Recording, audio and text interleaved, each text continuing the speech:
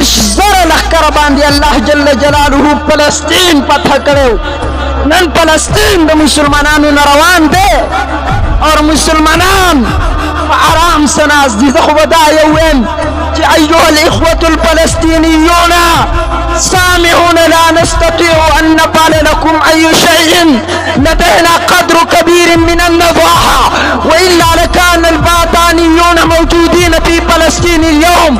يا سياسي باكستان افسحوا المجال للشباب حتى نتمكن من مساعدة إخواننا، وإلا فسوف تجيب الله مكاننا يوم القيامة. يا سعودية، يا عرس محمد، يا عرس الصديق أكبر، يا عرس عمر، يا عرس علي، يا عرس عثمان، انهض العالم كله مع كلمة ساعدة فلسطين. بسبب الكعبة لن يراك نظير الشوم. انهضوا يا بلاد المسلمين، ساعدوا فلسطين.